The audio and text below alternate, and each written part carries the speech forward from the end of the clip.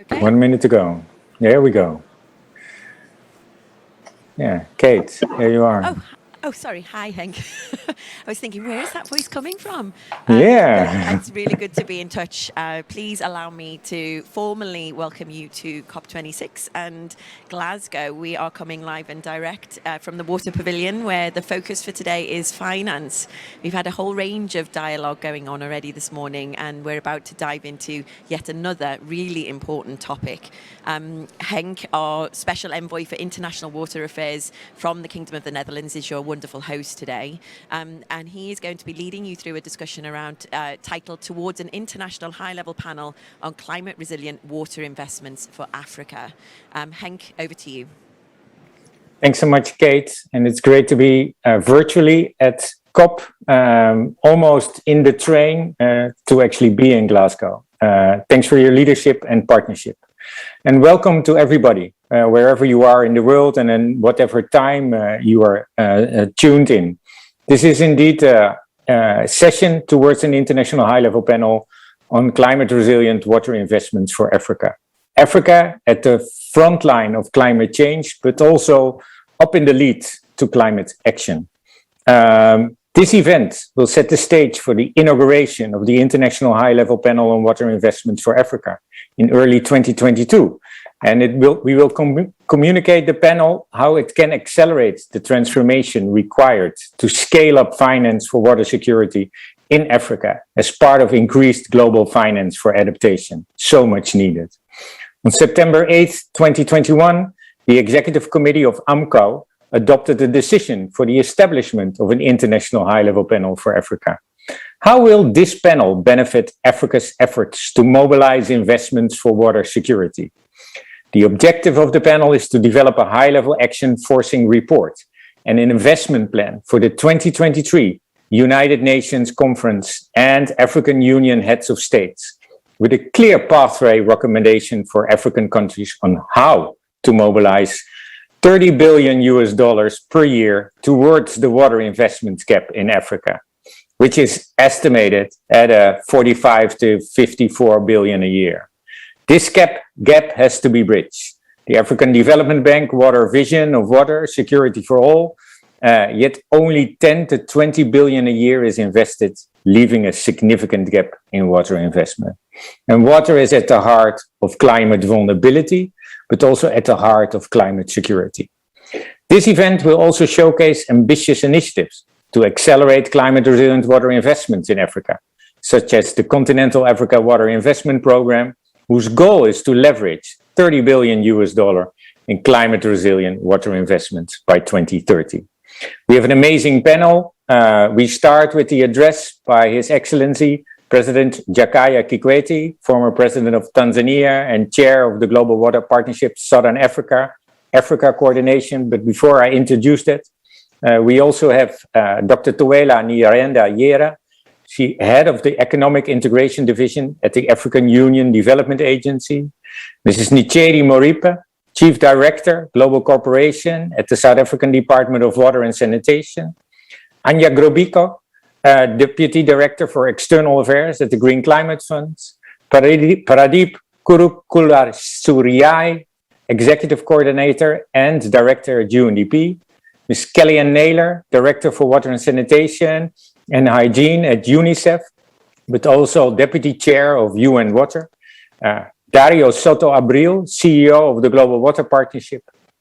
Oswald Chanda, Ag Director, Water and Sanitation at the African Development Bank. Abdoulaye Sene, Executive Secretary of the World Water Forum in Senegal. And last but not least, Alex Simalawapi, Executive Secretary of GWPSA Africa and head of the Joint Secretariat for the panel. So this is what you will have ahead. But before that, before we go into the panel, I hand over to former President of Tanzania and current chair of the GWPSA, President Jakaya Kikwete. The former president has sent in a recorded address from Dar es Salaam in Tanzania. He is built on the outcomes of the Global Center on Adaptation High-Level Dialogue, an adaptation acceleration imperative for COP26, which was hosted by 8th Secretary General of the United Nations, Ban Ki-moon, CEO of the Global Center on Adaptation, Professor Dr. Patrick Verkooyen, Managing Director of the International Monetary Fund, Kristalina Georgieva, on September 6, 2021 in Rotterdam, the Netherlands. During this event, His Excellency President Jakaya Kikwete called on world leaders to place water at the center of adaptation ambitions, specifically for Africa. Today, he is responding to the question that we put forward to him. What change needs to take place in order to create conditions for increased investments and financing for climate-resilient water investments in Africa? The floor is yours, Mr. President.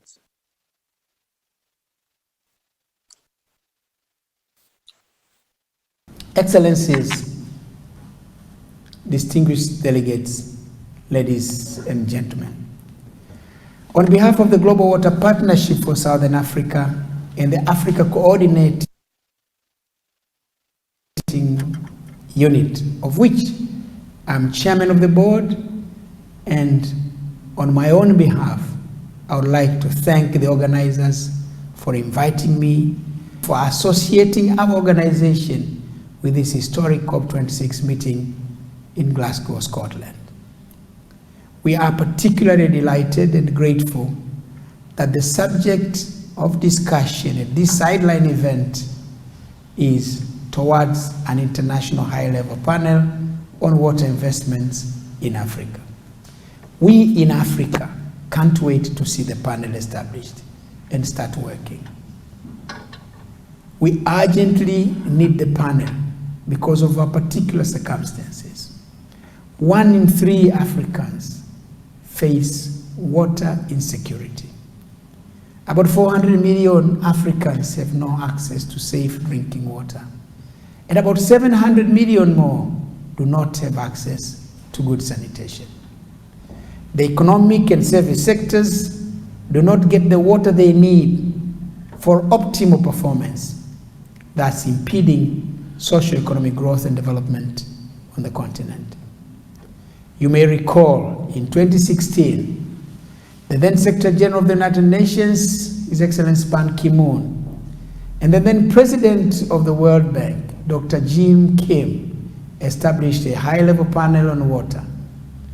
In its report in 2018, the panel recommended the establishment of a water investment program for Africa. In the pursuit of that recommendation, in 2019, the African Ministers' Council on Water directed that the Africa Water Investment Program be conceived. Subsequently, the African Ministers' Council on Water Secretariat teamed up with the African Union Development Agency, NEPAD, the African Development Bank, the Global Partnership for the Global Water Partnership for Southern Africa, and others to undertake the work of conceiving and developing the Africa Water Investment Program.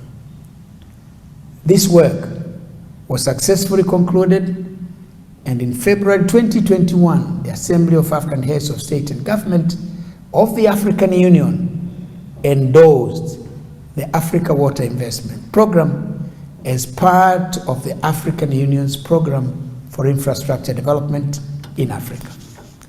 Excellencies, ladies and gentlemen, huge sums of money are required to implement the Africa Water Investment Program. The African Ministers' Council on Water estimates that about $30 billion would be required to be invested annually to be able to meet SDG 6 targets on water and sanitation in Africa by 2030.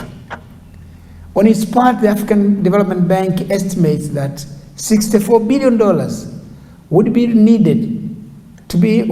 need to be invested annually to meet the 2025 Africa Water Vision for water security for all. Currently, water investments in Africa stands at between 10 and $19 billion, thus leaving a huge investment gap to be filled, whichever estimates one uses. It is with the desire to build the capacity to mobilize increased investments and financing to implement the Africa Water Investment Program and close the investment gaps that the African Ministers' Council on Water resolved to establish the International High-Level Panel on Water Investments in Africa. I am delighted to inform this August Assembly that the Global Water Partnership for Africa has joined hands with the African Ministerial Council on Water, AUDA-NEPAD, African Development Bank, UNICEF, UNDP, and the Global Center for Adaptation to be conveners of the high-level panel. Work of appointing persons to be members of the panel is ongoing. Soon, we will have the high-level panel on water investments in Africa up and running. Excellencies, ladies and gentlemen, the Africa Water Investment Program is designed to address the obstacles to investments and financing for climate-resilient water investments in Africa. As we all know, the biggest impacts of climate change are water-related. Perhaps nowhere is this more pronounced than in Africa, where even in the 2021 report of the Intergovernmental Panel on Climate Change, it is stated that the rate of temperature increase in Africa is to be faster than the global average. As a result, there is increased frequency and intensity of heavy precipitation in some parts of Africa, and there is recurrent periods of long drought in many parts of our dear continent. At the center, or at the receiving end of this crisis, is the African farmer. With over 90%, 95% of African food production being rain-fed, Africa's subsistence farmers are among the most affected by climate change. As we assemble at COP26, it is of utmost urgency that increased attention is paid to adaptation interventions and investments related to water retention, storage, rainwater harvesting, water source protection, and water infrastructure. We have also been working with the African Union Development Agency, NEPAD, African Ministers' Council on Water, the Development Bank of Southern Africa, the African Development Bank, OECD, UNICEF, the World Bank, and other partners to develop a first-of-its-kind Africa Water Investment Scorecard. The Africa Water Investment Scorecard will support countries to track progress, set benchmarks, identify bottlenecks, and take action to meet the investment needs to achieve SDG 6 targets on water and sanitation. Ladies and gentlemen, the Africa Water Investment Scorecard is still under development.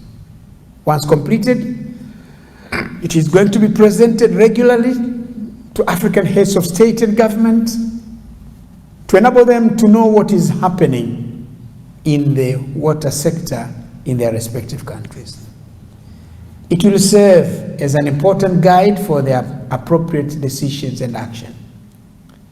The scorecard also will support the work of the International High-Level Panel on Water Investments for Africa to track progress in implementation of the Africa Water Investment Program.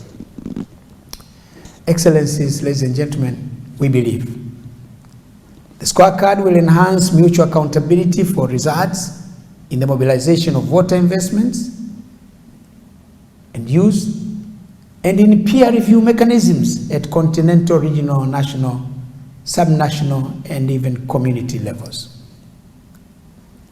Excellencies, ladies and gentlemen, in conclusion, I'd like to use this opportunity to call on international leaders assembled at COP26 to support the Africa Water Investment Program, to support the Africa Water Investment Scorecard, and the formal establishment of the International High-Level Panel on Water Investments for Africa. With those many words, ladies and gentlemen, I thank you very much for your kind attention.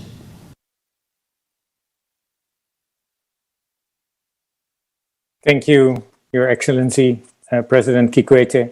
Words that really resonate across COP. And as a former Sherpa to the High-Level Panel on Water, they resonate also personally to me. Next is Dr. Tuela Nyirenda-Yere, who's head of Economic Integration Division at the African Union Development Agency, speaking on behalf of Dr. Ibrahim Mayaki, the CEO from Pretoria. Tuela, on February 7, 2021, the Assembly of African Union Heads of State and Government adopted the Continental Africa Water Investment Program, AIP, to accelerate transboundary water investments in Africa. What are the opportunities for the high-level panel to mobilize finance PDA water projects? Thank you very much, Hank, and good afternoon to everybody. Distinguished panelists and all protocols observed, I will first maybe just start by giving a few words from Dr. Mayaki, and then maybe address, Hank, the very specific issue that you have raised. So on behalf of Dr. Mayaki, CEO of the African Union Development Agency, AUDA-NEPAD, it is our pleasure to join this panel on this very important topic of unlocking finance for climate resilient water projects being held as part of these events during the UN Climate Change Conference, COP26. Indeed, AUDA-NEPAD is honored to be part of this high-level panel on water investments for Africa, which aims to stimulate actions at the highest levels to ensure that we mobilize the requisite investments to move Africa's water agenda forward. As you know, and I think as President Kikwete in his recorded message alluded to, the second priority action plan of the Program for Infrastructure Development in Africa, PDAPAP2, was indeed adopted by our heads of states this year in February, with clearly identified priorities for the infrastructure sector for the next 10 years to 2030. It's important to mention that the identification and selection of the projects for PDAPAP2 was based on an integrated corridor approach, which emphasized projects that improve rural-urban connectivity, that promote synergies across infrastructure sectors, that maximize job creation, and that enhance climate friendliness. As such, the criteria for selecting the projects included gender sensitivity, climate sensitivity, corridor planning, as well as the economic impact and financial attractiveness of the projects. In PDAPAP2, the water infrastructure portfolio represents about 25% of the 69 projects that were selected, with a CapEx investment requirement of the order of US dollars 11 billion. So this is CapEx only and doesn't include project preparation and doesn't include operations and maintenance costs. The Africa Water Investment Program, AIP, was selected as one of the transboundary water projects in the PDAPAP2 portfolio because we saw its potential to contribute to transboundary and regional investments in water, especially emphasizing a nexus approach between water, health, energy, and food security. The goal of the AIP in terms of the PIDA program is really to see how we strengthen the enabling environment for accelerated planning, preparation, and financing of transboundary and regional water projects.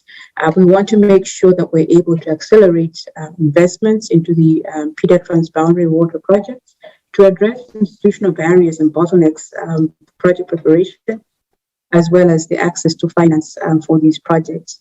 We have an ambitious target to leverage and influence up to $10 billion in water-related and transboundary water investments for these projects. Now, while we note that over the years, there have been improvements in terms of the commitments to water investments, water supply. We also acknowledge the fact that the population growth is outpacing these improvements.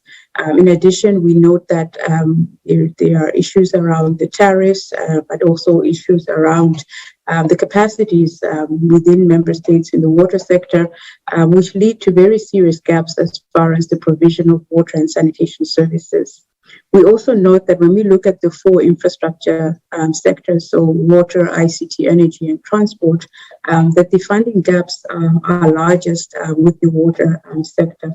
However, it also bears noting that when we look at the financial commitments, the largest commitments come from national governments, while there is limited participation of the private sector in the water sector. As with other infrastructure projects, we note that the implementation of transboundary water projects is very complex. It necessitates a lot of coordination and collaboration across various stakeholders and regions. And we also acknowledge that water projects may appear to be unbankable due to the insufficient resources to carry out detailed pre-feasibility and feasibility studies. We also note that in some instances, the required documentation that would attract investments may not always be current or readily available. And this sometimes is a result or a consequence of the weak coordination between the various actors. In that regard, AUDA-NEPAD has devised several tools and instruments to support early stage project preparation of water and other infrastructure projects, which is very important to get these projects to a level where they can be funded for feasibility studies and actually achieve bankability. And we also are very keen to promote the active participation of private sector and institutional investors in transboundary infrastructure investments.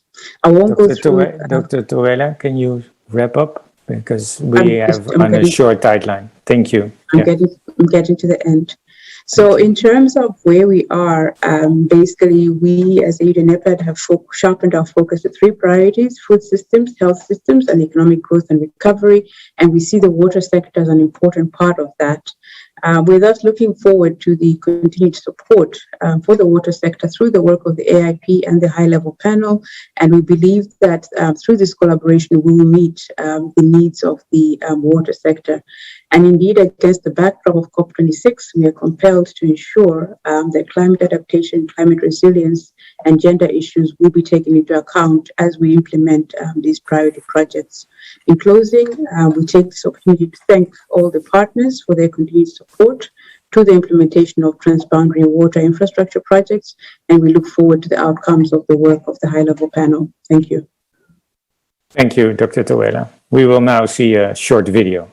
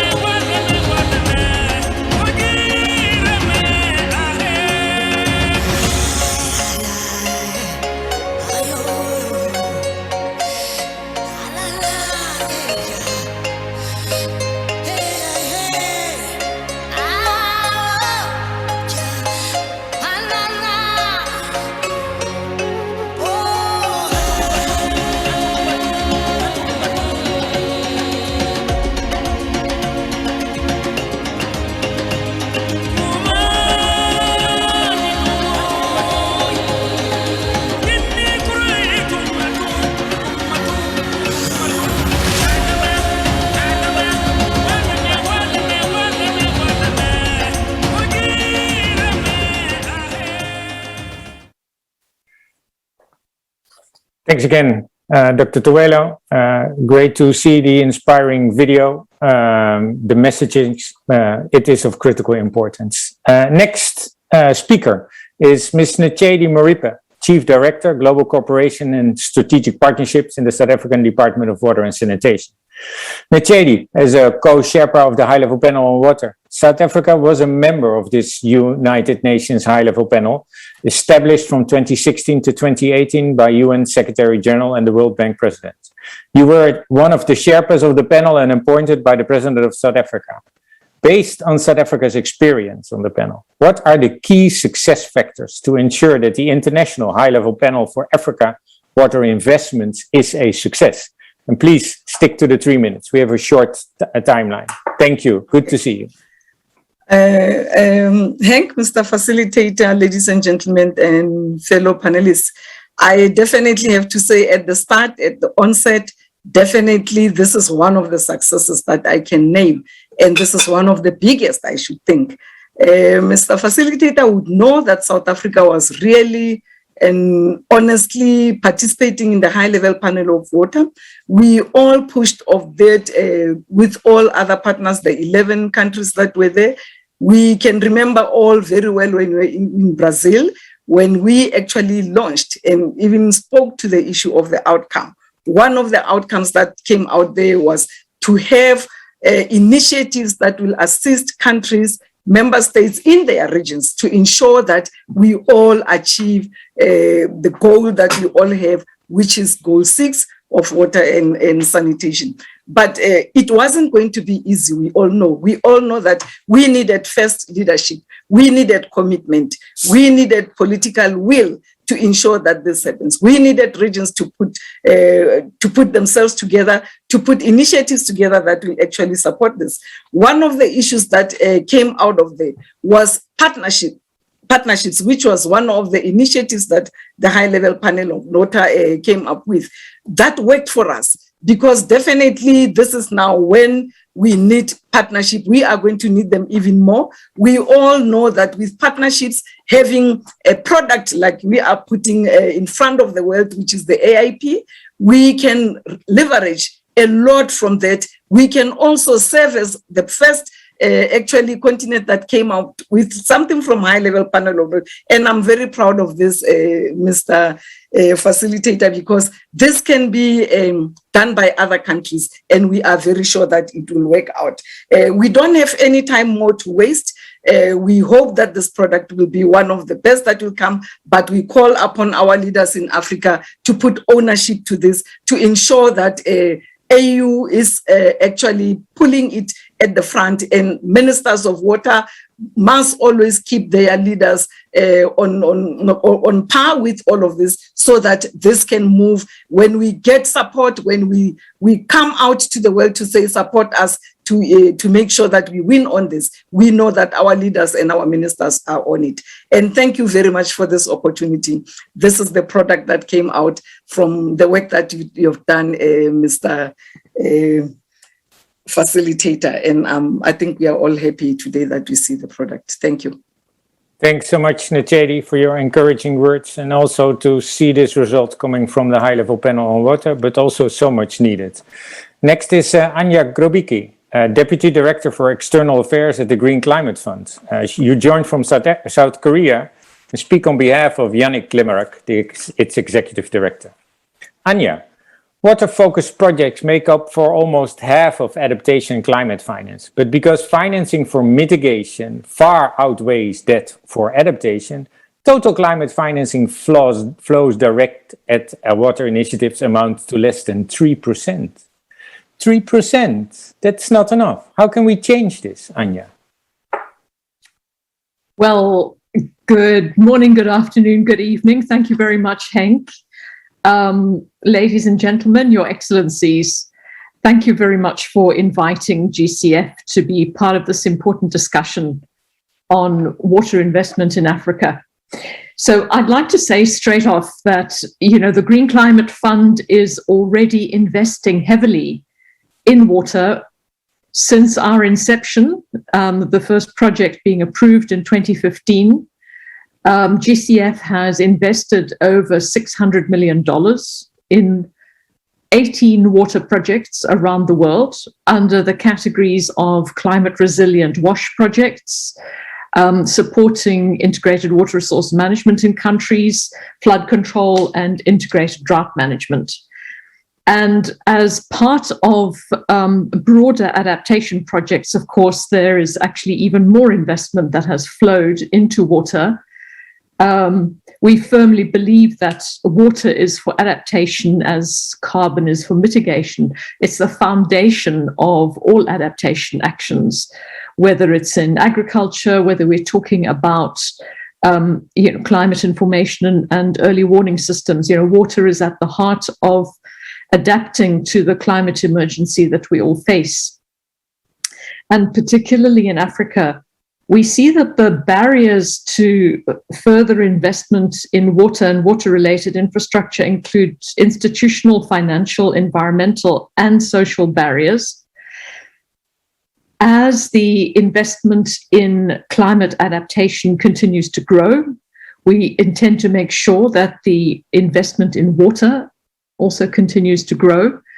GCF's role is to de-risk such investments. And for example, if the Africa Water Investment Programme, the AIP, projects have a demonstrated climate rationale, then of course they can be submitted to the Green Climate Fund for financing. So what is our role in making these investments? Our role is really to de-risk the investments. We also seek to enable increased private sector involvement. It's absolutely essential because of these scarce adaptation funds to actually leverage these funds as much as possible by involving the private sector investment to amplify the scope of the project. And we do this through a number of approaches that we take. So supporting adaptive planning and policy making, supporting countries to include water in their NAPs and in their NDCs, and then also turning these into concrete investment programs. We support this through our so-called readiness program. We look to support the circular economy of water through projects that promote water conservation, demand management and reuse, innovative new sources of water supply, and especially those related to reclaimed water. And as an example, we're looking to develop wastewater treatment plants as a new asset class for investment. And in fact, there's a big new project that is being developed right now with the Development Bank of Southern Africa that will be investing in 59 South African municipalities to attract private investment into wastewater treatment. We're also looking to climate-proof water infrastructure through flood control, coastal protection, resilience to storm surges. We're creating energy-smart water utilities which produce biogas and generate electricity. And these are also climate-smart water utilities using innovative ICT and financing models. And then finally, we really look to support climate-resilient WASH, so water supply, sanitation, and hygiene, particularly for the most vulnerable populations and communities, because that is a major part of our mission. So thank you very much, Henk. Thank you. Anja, it's great to see you. Thanks also for your commitment to water in the climate space, but also to see AIP, the panel, as well as the scoreboard as amazing opportunities to partner and scale up our water investments in Africa. Thanks. Next is Pradeep Kurukule, Executive Coordinator and Director of UNDP. You're joining from New York, Pradeep. Pradeep. That's right. Thanks, Hank. First of all, go. Hear me? Okay, good. Yeah. First of all, thank you very much to Global Water Partnership and other members of the high-level panel on water investments for Africa. We're pleased to be joining forces and we are solidly behind you in ensuring that we work together to try and close the water investment gap in Africa. The United Nations Development Programme is proud to be part of this global effort to raise political momentum and to operationalize the water investment program. The reason that we are very much enthused about this is really active engagement with member states in 38 countries in Africa, where we have been working with them for several years now to address water security, from interventions in ensuring water supply to river basin governance, to transboundary surface and groundwater management, to flood and drought management. These are all efforts that are currently underway, and to the credit to the countries themselves for implementing a number of urgent interventions with support from partners such as the Green Climate Fund, the Global Environment Facility, and many bilaterals around the world. We have seen a lot of success in a number of countries, and this is a reason for hope that a lot more can be done. Comoros, for example, with support of the Green Climate Fund, has already taken measures to update its water code, paving the way for reinforcing the management systems for climate resilient water supply by strengthening the enabling environment for medium and long-term adaptation planning. We've seen in places like Senegal, UNDP, together with our sister organization, the United Nations Capital Development Fund, working with government to connect thousands to water and electricity in Senegal. We need to develop this type of sustainable infrastructure and asset management in other places that urgently need it. Gambia, Liberia, DRC, for example. In the SADC region, we've been working for many years on integrated transboundary river basin management for sustainable development in the Okavango, in Kobagango, in Orange, and Senku, and Limpopo, Kovele, and Kaneni river basin. So it's a lot of work that is already there that offers an opportunity to leverage and expand and extend work that is ongoing. Now, in building a model for an Africa water investment facility, we see a strong technical assistance component that essentially features strengthening the regulators in the African water sector, and not only in monitoring and benchmarking, but also effectively raising standards and capacities of African utilities and providers to really level up and access financing on their own merits. This is not just about public money, it is also about leveraging private finance and ensuring that there are investment-worthy initiatives for that finance to flow to. Public and private utilities and service providers are working together to ensure universal access and the greater good. The current exploitation of low-income water users can actually be transformed into a sustainable business opportunity with a social conscience, fulfilling both the human rights to water and sanitation and other needs. So if we can mobilize all of this, we feel that there's infinite potential to mobilize the finance needed for Africa's water investment needs. We not only need commitments from international donors and private sector NGOs, but we really need to make sure there's a whole new confidence that the water sector in Africa is worth investing in. So with those short words, Hank, I will yield back the time to you just to reaffirm our commitment to work with the high-level panel for Africa on water investments and this water investment facility. We look forward to working with all. Thank you. Thanks so much, Pradeep, and thanks for your commitment and the partnership. That is amazing. Next in the line of many speakers, figuring out on how to make sure that this AIP work is progressing in the right way is Ms. Kellyanne Naylor, Director for Water Sanitation and Hygiene for UNICEF, but also the co-chair of UN Water. Kellyanne, welcome. The framework that you developed for WASH climate resilient development, you developed with the Global Water Partnership, has been used in over 80 countries. How can the high-level panel leverage this to scale up investment for climate resilient WASH in Africa? Great. Hank, thank you so much for your question and just really sharing the enthusiasm. Excellencies, distinguished guests, good morning from New York. And thank you so much for inviting UNICEF to be part of today's discussion. And just, Hank, as you were saying, to give a little background on this framework. So since 2014, UNICEF and Global Water Partnership have been developing a strategic framework for WASH climate resilient development. And it has a series of tools, technical briefs, and training modules. But what's even more exciting is that we're able to use this framework to really walk walk the talk. And as you said, we're implementing it now in over 80 countries, of which over half are in Africa, which is a substantive portion of the countries.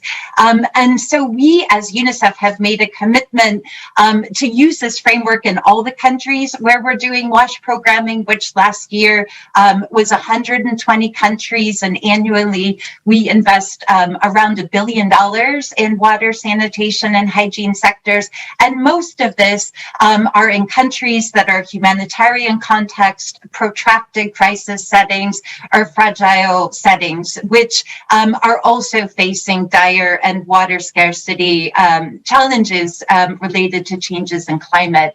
So using this framework, we're really shifting all our programs. So there's no more climate resilient WASH and non-climate resilient WASH. Everything is going to have to be part of this strategic shift. And so I think if we can demonstrate through our programs that we hope that this will make it possible for everyone to use this framework everywhere. And I think through this, we've really come up with 3 key messages. And one is really trying to bring attention that water is, of course, the primary medium through which we feel the effects of climate change, that the WASH sector is already investing in climate resilience, both in mitigation and adaptation as part of the solution. And then also we want to see that investing climate finance in the WASH sector is increasingly seen as both an essential and an attractive investment, building on what the other speakers were saying. So turning now, Hank, to the second part of your question, how do we use this asset of this work that we've been doing over the last 6 years to be able to help the high-level panel? And I think the high-level panel has a really strategic role to play. First of all, it's going to bring high-level visibility. It's going to be able to bring sound recommendations on the key areas of action. It's going to unlock increased political commitment and resources going forward. I also wanted to say that it builds on these key ingredients that we already have in place. We've heard about the framework, we've heard from President Kikwete about the scorecard, and we already have partnership, which I think all of us are talking about today, both with AMCOW as well as global partners. And this can really drive action in this agenda. And the last part, Hank, and I know a topic that's close to your heart, is the timing of this. And I think right now, with 10 years to go on the SDGs, we're just 18 months from the UN 2023 Water Conference, when the world is going to come together to take stock of our progress on water and set the course for the future. So we think that everything is here for a successful effort, and you can count on UNICEF that we're really excited, we're really proud to commit our resources to this initiative for this generation of children in Africa and all of the generations to come. Thank you so much. Hank, back over to you. Thank you so much, Kellyanne, for your commitment, enthusiasm, and dedication, I would say. Water and WASH for climate, climate for water and WASH, you could say. Thanks so much. Next is Dario Soto Abril, who's the CEO of the Global Water Partnership, joining from the first ever Water Pavilion at COP26. Great to have you with us, Dario. The Global Water Partnership actively supports the AIP goal of leveraging 30 billion a year in climate resilient water investments in Africa by 2030 and creating 5 million jobs or more. Dario, tell us, why does the AIP, the Africa Investment Program for Water, offer new hope for Africa? And what are the opportunities within it for the global north that you see? Yes, thank you very much. And indeed, it's a pleasure to join you all from the Water Pavilion here in the COP. It's a good opportunity to showcase what we're doing with AIP and all the initiatives that we are together with many partners launching and supporting in the issue of water. So let me start by first by saying a bit about the Global Water Partnership. This year is very exciting for us because we're celebrating 25 years of existence, 25 years of working relentlessly to promote water security and integrated water resource management. So it's quite an exciting year for us, and this year the culmination is having this opportunity here in the Water Pavilion. The Global Water Partnership supports countries to improve water governance, to develop capacity of institutions, to mobilize climate in finance, and to integrate climate resilience and water security. So some of the achievements that we have made possible in the last 25 years include more than 60 countries which have whose capacity have been increased or built in water management issues. The other one is 1.5 billion euros in water investments that we have support mobilizing in all these 25 years, and the work that we do in more than 60 countries and 13 regions from across the world. That's a testament of the impact and footprint of the Global Water Partnership. Now to your questions, which are quite relevant.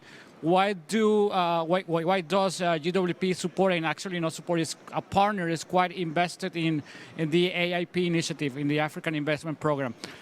One is because, indeed, as you said, this is a new hope for Africa. And it's a new hope because it brings together governments, investment banks, development agencies, and the private sector. And to use some of the words that were used yesterday by Prince Charles in the launching event, to help all of these groups to pull together into the same direction. That's one element. That's why it's a new hope for Africa. The other one is that is an initiative that was born and is being developed from within the region. So it's a purely Africa-bound and created initiative. So that's why it's a new hope. The other one is that reason why the Global Water Partnership is involved and supportive of the AIP is because it really creates a vehicle, a bridge, an opportunity for countries in the global north to invest in Africa, to do it in an organized manner, to do it in a way that responds to the commitments that the countries in the global north has made in the Paris agreements and in all the COP conference, including hopefully this one. So this vehicle, this bridge, becomes the AIP, and that's why we believe in it. The other one, quite important, many of the panelists have expressed that, is the high potential of it. One of the elements of the high potential is the fact that we expect that by 2030, with the AIP, we will have mobilized 30 billion euros in climate resilience water infrastructure from many of the partners that I already mentioned. And I would also say that in my heart, the main reason why we are supporting the AIP is because of the human impact that it has. It has the potential to create 5 million jobs in the next 5 or 6 years or 10 years.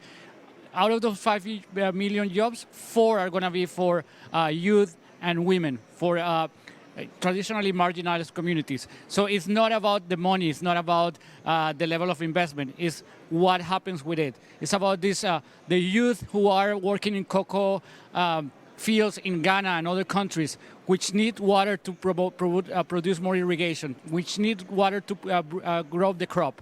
It's about the women, the female, the mothers who work in their flower plantations in Kenya, who needs also water to irrigate the crops, to have the flowers that come to Europe. So it's about these stories and more employment for more women, for more youth leaders.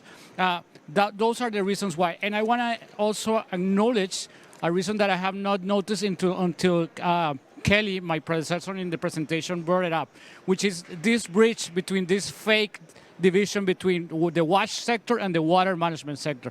We need to end that apparent bridge.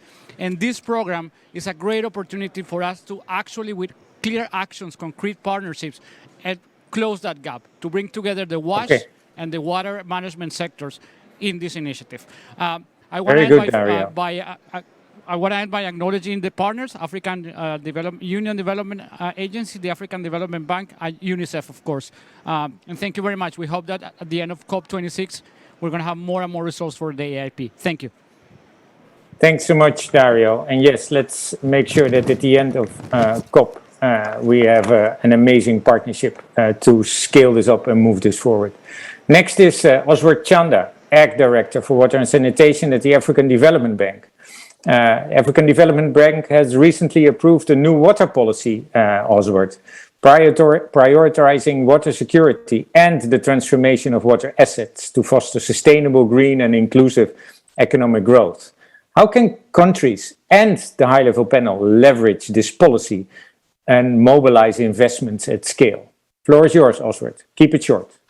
Yeah, thank you very much. Indeed, you have rightly put it that the African Development Bank has put out there a policy on water that provides the vision, the mission, and the principles. It basically provides the policy framework for engaging with partners, for engaging with the countries on the continent in securing water security and climate resilience in water.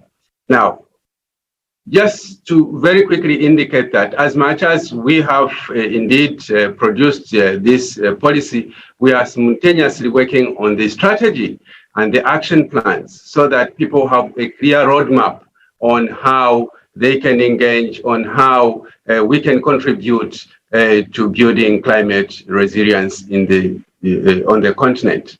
Now, it is very important to realize that one of the things that we have done is to undertake a measurement of what is existing, in terms of policy, in terms of the developments that are going on in the water sector. And when we talk about the water sector, we're looking at the whole cycle, from the resource to wastewater, and everything in between we're looking at. And the wastewater, we're looking at the recycling and the reuse and so on and so forth, because that's what is going to build the resilience.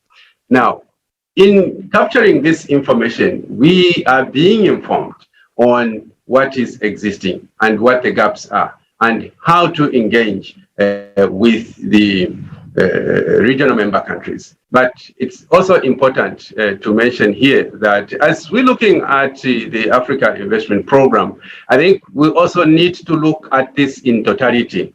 The absorption capacity in these countries, we need not forget that. And so elements of preparation of capacity building in these countries so that they'll be able first to increase their own budgetary efficiency, their own use of resources, and use those resources to leverage these external resources that we are trying to help in mobilizing. It will become so much easier for everybody who is engaged in mobilizing these resources once that efficiency at the member countries is increased, once that efficiency is made attractive. So we will need for ourselves to better understand the framework, and we'll see where our niche is to support and take this process forward. Thank you very much. Thanks very much, Oswald. And thanks also for the commitment from the African Development Bank and making this a success. Next is Abdoulaye Sene, Executive Secretary of the World Water Forum, next year in Senegal. Abdoulaye, it's very good to have you with us. Great to see you. Tell us, Senegal, you were part, as the Netherlands and South Africa, of the UN High-Level Panel on Water. You're also the organizer and host of the 2022 World Water Forum next March. What is the progress in prepping for the forum, and how can this African investment program and the high-level panel on it leverage the opportunity of a World Water Forum in Senegal? Floor is yours, Abdoulaye. Thank you very much. Thank you, my dear Ovink. It's my great pleasure to join you in this event, and allow me, first of all, to convey to all of you how pleased and honored I am to participate to this event. First of all, because Africa is suffering from climate change and is a continent also where the lack of infrastructure limits the potential for water valuation and the resilience capacities of our countries and communities. To address this crucial issue of financing, Senegal, through its participation to the UN High-Level Panel on Water, has launched the Blue Fund initiative as part of its efforts to implement SDG 6. it is important to recall that the issue of infrastructure financing was a main convergence point for Senegal, South Africa, and Mauritius, the African states which participate in the World High-Level Panel on Water. In this dynamic, the Prime Minister of Senegal launched in March 2018 in Brasilia the Africa Investment Program on Water, an initiative that aims to constitute the African version of the Blue Fund in close collaboration with the African Union and the African Development Bank. And it's our ambition to promote this vision within the process of the Dakar 2022 Forum. The vision of Senegal is thus to give great priority to a new agenda for action on water by consolidating and accelerating investment. Senegal and the World Water Council are strongly aware of the challenges linked to the issue of water financement. That's why we decided to put a big priority on this subject. We just finalized what we call the second stakeholder meetings, and I would like to thank you, my dear Ovenk, for your significant participation to this event. We just finally organized this meeting, which brought us together for 2 days. It was a key step in the process of organizing the forum.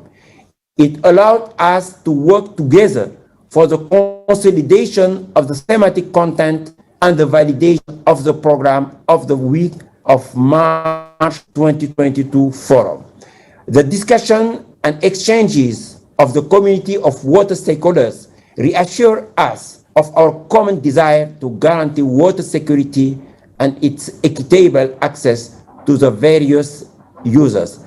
I am very pleased with the qualitative contribution of the technical and scientific community, and also of the political decision makers in the process of formulating and consolidating clear and practical answers and messages on the essential issues related to access to water and sanitation. We have understood and reaffirmed that water is life and sanitation is dignity.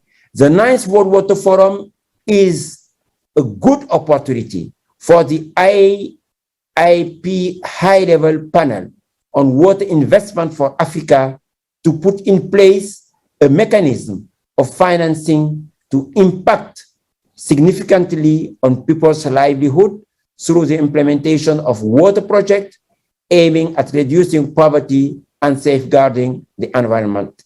Senegal is committed to participating in this great initiative of the AIP high-level panel on water investment for Africa, which will undoubtedly help to strengthen water and sanitation security through large-scale and sustainable financing for water in the run-up to the 9th World Water Forum.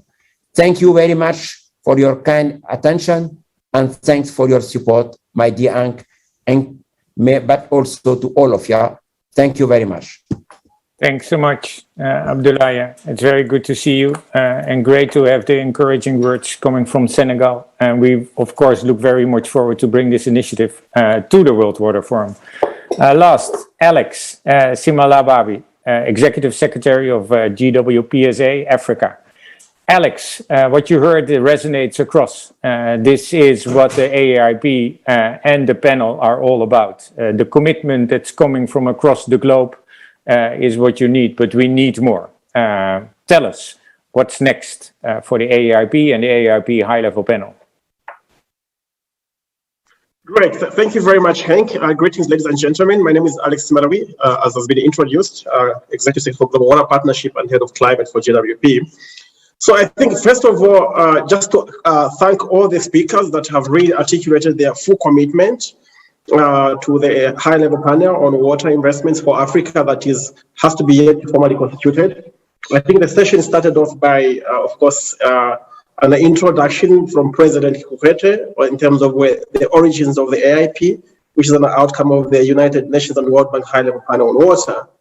And the final key message really for him was a call for the international community, the global leaders, and African communities and stakeholders and partners to support the AIP and, of course, the AIP high-level panel on water, as well as the AIP water investment scorecard that is currently under use. We heard from the African Union Development Agency the high-level commitment and the potential of the AIP to help accelerate the preparation and implementation of transboundary water projects. And we had 4 key elements from a former member of the UN High-Level Panel on Water, South Africa. The key elements of success for this panel for water investments in Africa: high-level leadership, commitment by the panel members, ownership by African countries, as well as partnerships. I think those messages were very, very clear. We heard from the Green Climate Fund about the potential of the GCF to help de-risk investments to attract the private sector to come in and support projects that have a very strong climate rationale under the AIP, where the GCF could potentially come in to help de-risk and amplify the scope of interventions. We heard from UNDP, Henk, and partners. They are invested heavily in Africa with over 38 countries where they're doing a lot of work. And their key motivation really for being part of this is the scale and the potential they see to scale the acceleration of investments in Africa and help to build a model of an investment blended facility that can be the vehicle for attracting private capital, mobilizing finance towards countries. I think the key message we heard from the African Development Bank to improve capacity of countries, absorption capacity, really important to ensure efficiency of countries executing their own national budgets, but also their ability to absorb the investments that come from partners. And of course, we also heard from UNICEF about their commitment to the Africa High-Level Panel on Water, building on the work they are doing on the climate resilience water investment, climate resilience framework for climate resilience WASH. And our own Executive Secretary, GWP, Dario, I think was very emphatic in saying the AIP offers huge potential, the human impact, 5 million jobs, 4 million for youth and women, that huge potential, and how he articulated the importance of ensuring that the young boys and the young farmers in Kenya, Kenyan flowers, in Ghana, on cocoa, that they have water to be able to improve their livelihoods through their ongoing agro processes. And finally, we heard from Senegal, who is welcoming the international community to come to Senegal in Dakar, who have also reinforced their commitment. The Prime Minister of Senegal unveiled the AIP in Brazil at the last World Water Forum, and we've been very much welcomed by Senegal at the next World Water Forum. So I think, in a nutshell, this is what has come out. In terms of the next steps, the panel is going to be formally constituted. As was mentioned by President Kikwete, it's in the process. The co-chairs have been identified. The AMCOW Executive Council has endorsed the co-chairs. There are consultations on the panel members being appointed, and we're hoping that before the World Water Forum, or by the time of the World Water Forum in Senegal, the panel will be officially launched to commence with its work. Thank you very much, Henk, for your introduction and also for your excellent work in moderating this event. Thank you. Thanks so much, Alex. And I want to thank everybody, and Alex already mentioned them, for this amazing panel and the high-level panel on water and African investment is almost a reality. Join forces, help us to scale up climate and water action, bring water to climate and climate to water to ensure a water secure world for all, starting in Africa in the lead. Thanks so much to all and wish you great success and a successful COP.